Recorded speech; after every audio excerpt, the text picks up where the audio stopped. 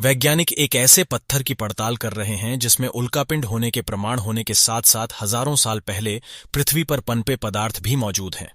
इससे यह पत्थर सामान्य उल्कापिंडों से बहुत ही ज्यादा अलग हो जाता है।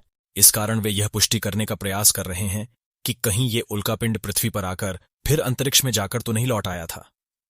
NWA 13188 नाम के इस पत्थर में उल्कापिंड होने के स्पष्ट प्रमाण मिले हैं।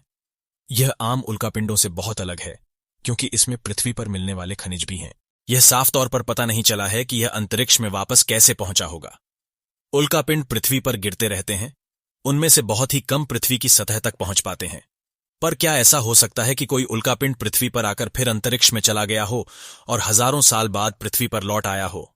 वैज्ञानिक एक पत्थर को लेकर ऐसी ही संभावना की पड़ताल कर रहे हैं क्योंकि वे इस बात को नकार नहीं सकते कि वह एक उल्कापिंड है, लेकिन उन्हें ऐसे भी संकेत मिल रहे हैं कि यह पृथ्वी से बाहर गया होगा। अगर यह साबित हो गया तो नॉर्थ वेस्ट अफ्रीका 13188 नाम का यह पत्थर दुनिया का पहला ऐसा खोजा गया पत्थर होगा। इसके अंतरिक्ष में वापस जाने के तरीके के संकेत नहीं मिले हैं।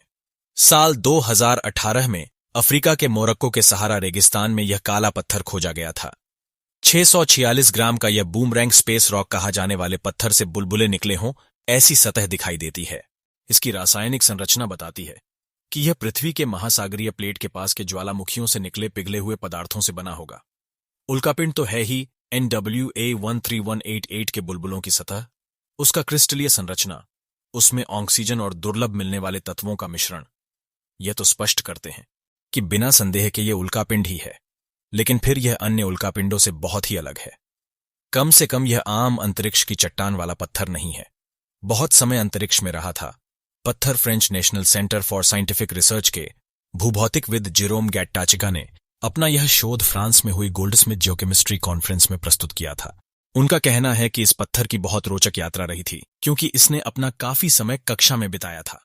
इसमें हीलियम 3, बेरिलियम 10 और नियोन 21 की मात्रा पाई गई है और इससे ही इसके खगोलीय पिंड होने के संकेत मिल जाते हैं। अंतरिक्ष में लंबी उपस्थिति इन तत्वों का मिलना बताता है कि यह पिंड लंबे समय तक बाहरी अंतरिक्ष में रहकर खगोलीय विकिरण झेल रहा था। रोचक बात यह है कि जहां इसमें इन आइसोटोप की मात्रा दूसरे उल्कापिंडों की तुलना में, लेकिन ये पृथ्वी पर पाए जाने वाले दूसरी चट्टानों के मुकाबले ज्यादा है।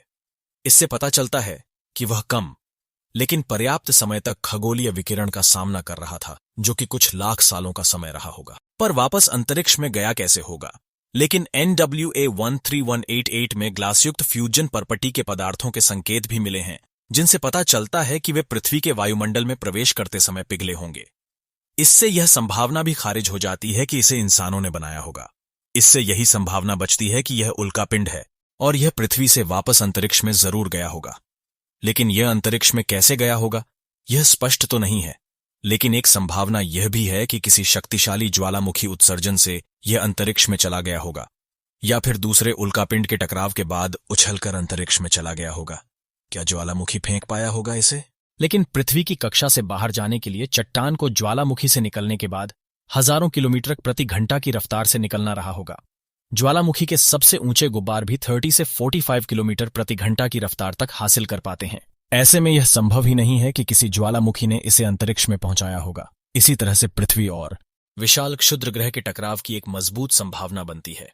अपोलो 14 अभियान में भी 4 अरब साल पुराना पत्थर 1971 में चंद्रयात्रियों को हासिल हुआ था। इसके बारे में भी माना जाता है कि यह भी पृथ्वी से उल्कापिंड से टकराव के कारण उछलकर चंद्रमा तक पहुंच गया होगा। उस समय चंद्रमा भी आज की तुलना में पृथ्वी के पास रहा करता होगा। कई विशेषज्ञ इस पर विश्वास ही नहीं कर रहे हैं कि ऐसा भी हो सकता है, लेकिन पृथ्वी पर ही कई उल्कापिंड ऐसे हैं जो मंगल ग्रह से आए थे।